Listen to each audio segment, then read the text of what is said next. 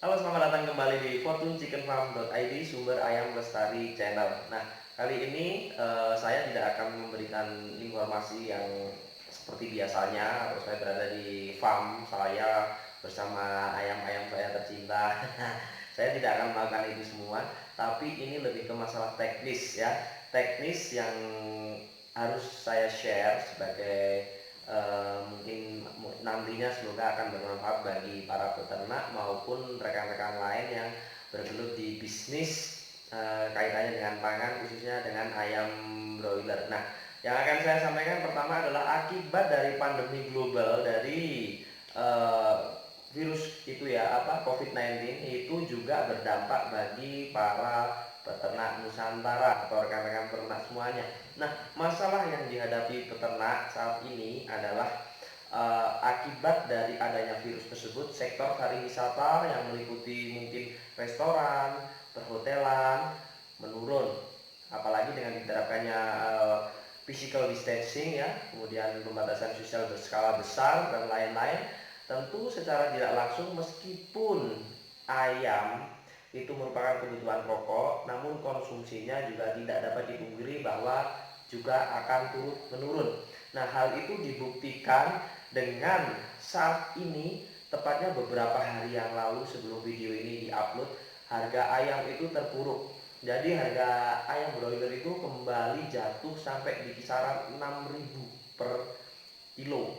Nah, tentu saja itu sangat mengerikan sekali karena itu sangat-sangat di bawah BEP ya. Akibat dari itu semua adalah yang pertama, peternak mandiri jelas gulung tikar. Mereka bisa apa? Karena DOC-nya atau day old chicken bagi yang belum tahu, atau ayam usia sehari yang mereka beli sebagai bibit aja udah kisaran 5.000 sampai 7.000. Kalau harga pakan, harga daging hanya dijual per kilonya adalah 6.000, sedangkan ayam diasumsikan bobot 2 kilo itu hanya 12.000. Sementara untuk pakan segala macam perawatan selama 40 hari itu jelas tidak mungkin. Itu sebabnya kalau peternak mandiri sudah banyak kan gulung tikar ya, kecuali ada yang bisa strategi-strategi lain yang nantinya juga akan mungkin akan saya sampaikan. Kemudian yang kedua adalah pihak mitra atau perusahaan kemitraan itu jelas akan sangat merugi ya.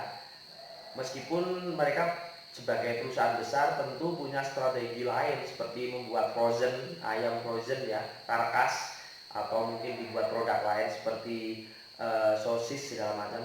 Hanya saja karena virus ini adalah pandemik global, konsumsi sosis dan bahan olahan lain pun juga akan menurun, yang tentu saja juga akan membuat perusahaan-perusahaan merasa merugi, bahkan yang mungkin kurang bonafit bisa gulung tikar. Nah, yang selanjutnya adalah akibat dari semua itu adalah tentu saja tadi permintaan menurun, harganya anjlok. Nah, saat ini yang mau saya sampaikan adalah dampak bagi peternak kemitraan atau plasma, saya disebutnya seperti saya ya. Saya adalah sebagai plasma dari PT Ciomas Adi Satwa. Nah, itu juga saya rasa semua perusahaan sama. Jadi terjadi penundaan atau pending ya, pending check in. Karena apa? Karena otomatis sebagai PT mitra ya, atau inti perusahaan inti juga akan mempertimbangkan ya, saat ini yang terjadi di pasaran adalah eh, permintaan menurun, akibatnya harga juga menurun sementara stok berlimpah. Jadi apa bahasanya, surplus ya. Jadi kalau secara teori ekonomi permintaan turun kan otomatis harganya juga turun. Nah, itu sebabnya perusahaan inti tidak ingin hal itu terjadi lebih lanjut. Akibatnya mereka melakukan pembatasan ya, pembatasan check in. Nah, dalam konteks pembatasan ini, jika sebelumnya peternak itu dicari, atau banyak sekali perusahaan-perusahaan inti baru yang sedang mengejar atau dalam tanda kutip mencari atau membina, membangun peternak-peternak untuk biar bergabung bekerja sama dengan mereka saat ini posisi yang ada saat ini adalah kebalikannya. Jadi kami para peternak itu justru sekarang ini mencari mitra. Pertama, mencari perusahaan inti. Karena apa? Mereka perusahaan inti itu mungkin dari seluruh peternak yang ada itu hanya 30-40% saja yang mereka kasih atau mereka chip in DOC, atau mereka biarkan proses peternakannya berlanjut. Karena apa? Karena untuk menstabilkan harga agar harganya kembali normal atau menyesuaikan dengan permintaan yang menurun drastis akibat dari virus ini. Nah, termasuk saya kebetulan memang sudah hampir 1 bulanan itu farm atau kandang ayam saya itu menganggur akibat dari dampak dari COVID-19 ini. Nah, cuman kalau sebagai peternak itu saya mempunyai beberapa saran bagi teman-teman ya. Pertama, kaitannya dengan dampak COVID ini itu kita semua tidak perlu cemas ya. Ya memang siapa yang tidak ingin sebuah usaha itu berjalan ya. Cuman kita semua tidak perlu cemas karena kita tidak sendiri, semua juga akan mengalami.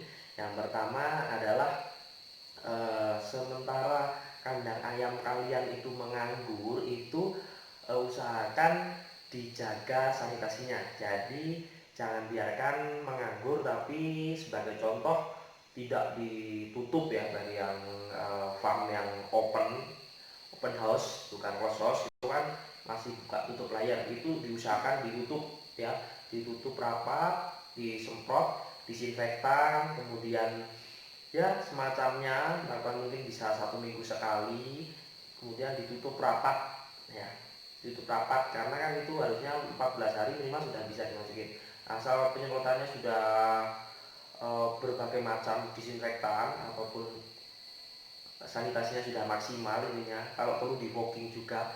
Nah, itu bisa didiamkan dulu, tapi ingat diamnya adalah dalam keadaan eh, tidak terbuka layarnya atau keadaan bersih. Jangan ada aktivitas keluar masuk bagi ABK ataupun siapapun itu, karena itu akan berpengaruh, apalagi ingat kita di tengah wabah virus yang berbahaya ini.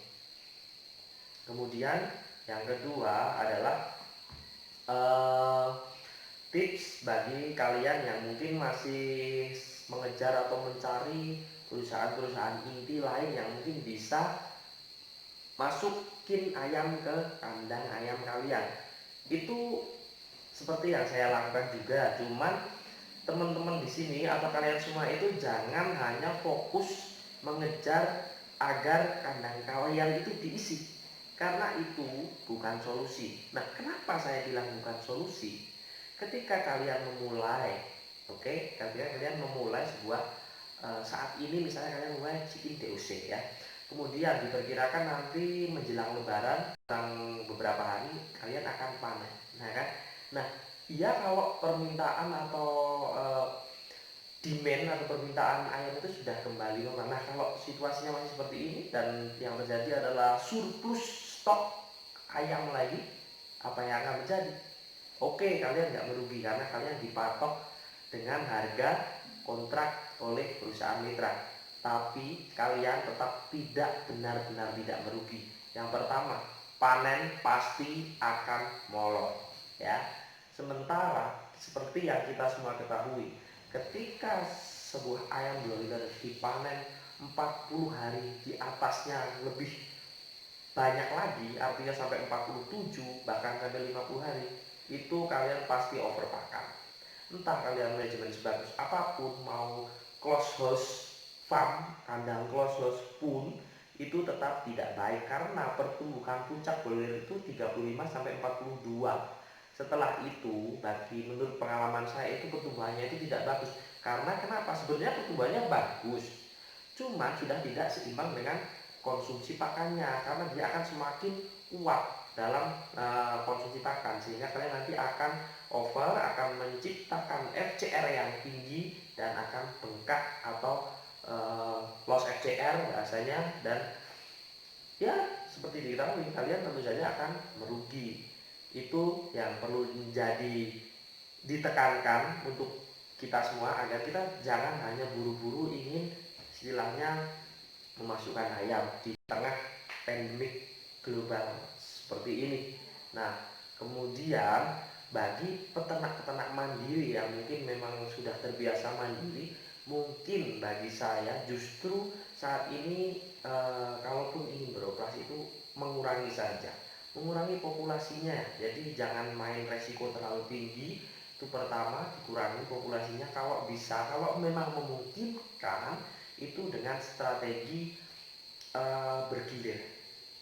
Jadi bagi peternak mandiri, pertama siapkan tempat brooding yang lebih banyak, mungkin bisa per 1000 ekor. Kita pelihara mungkin 3000 4000 aja per 1000 ekor, dikasih jeda waktu 1 minggu. Ketika nanti umurnya selisih 1 minggu otomatis kan ayam itu tidak harus panen semuanya. Nah, yang perlu saya tekankan lagi, kalian bagi peternak mandiri sangat-sangat saya anjurkan kalian memotong ayam. Jadi kalian juga sekaligus RPA. Saya lihat di beberapa grup peternak pedagang ayam broiler, beberapanya sudah mulai ada peternak mandiri yang kemudian melakukan RPA sekalian, kemudian mereka menciptakan semacam brosur ya, pamflet di digital gitu, mereka share di sosial media, kemudian mereka marketing sendiri. Nah, kemudian pastikan nanti kalian bisa, bagi peternak mandiri ya, bisa memotong ayam atau melakukan pemotongan, kemudian bisa mensuplai. Tentu saja kalian sudah jelas target pasar mana. Artinya kalian tidak akan kebingungan dalam menjual ayam. Jangan sampai justru saking bingungnya kalian akhirnya menjual ayam dengan harga yang rendah. Itu jangan sampai. Jadi ketika mau memulai mungkin peternak mandiri di pandemi global seperti ini, itu masih mungkin, tapi pastikan punya pemotongan, pastikan lebih baik chicken-nya bergilir. Kemudian pastikan juga kalian punya sasaran atau target market ya, segmentasi kalian siapa, target marketnya siapa. Kemudian kalian juga punya strategi lain seperti karkas, seperti mungkin dibekukan, diawetkan, menyiapkan freezer dan lain-lain untuk menanggulangi jika memang kalian harus menyimpan hasil ternak kalian semuanya. Saya rasa itu saja yang bisa saya sampaikan. Tentu saya sebagai peternak juga bersedih ya, ingin segera berakhir dari kondisi pandemik COVID-19 ini. Semoga virus ini segera pergi dari dunia, kemudian segera muncul atau kembali lagi kehidupan normal. Nah, kemudian kita sebagai peternak juga semoga segera membaik, segera pulih seperti sedia kala dan lebih baik lagi. Salam peternak, salam sukses. Saya Ardi. Jangan lupa follow sosial media kita di fortunechickenfarm.id, itu Instagram. Kemudian subscribe channel ini dan bagikan ke seluruh teman-teman kalian jika ini bermanfaat bagi kalian dan semoga bermanfaat juga bagi orang lain. Sekian, terima kasih dan sampai jumpa.